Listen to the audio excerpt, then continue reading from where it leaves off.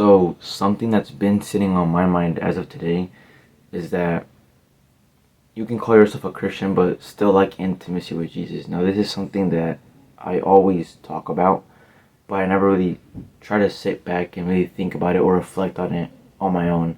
Because I used to be that type of Christian, where I liked intimacy with Jesus, where I was still reading my Bible every day, praying, but I wasn't doing it out of intentions to grow with Jesus. I was just doing it to get it done.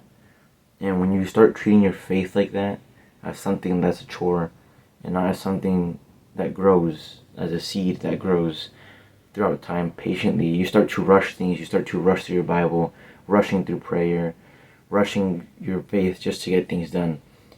And that's not how you make progress spiritually, but it's something that I struggled with. And in James 4:8 it says that if we draw near to God, He will draw near to us.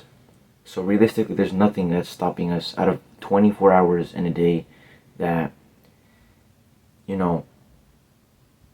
keeps us from spending time with Him, even 10 to 15 minutes. Because we busy ourselves and distract ourselves with social media, work, whatever it may be. But realistically, out of 24 hours a day, you should be able to have time for Jesus. Even if it's a 1-minute prayer, that can do a lot for your faith. So, that's just something I want to say for you to reflect on. And throughout this week, something that I've been trying to practice, and that you should put into practice too, is to just sit in silence with God. Open up your Bible, go to Proverbs, go to Psalms, and just sit there with Him. Carefully reading His Word, examining it, analyzing every single bit of His Word, not skipping over anything. Read it patiently, slowly, and pay attention to it. See how God is speaking to you through that. See how maybe you're going to learn something about God from that, because Psalms is a really good book to learn about God's character.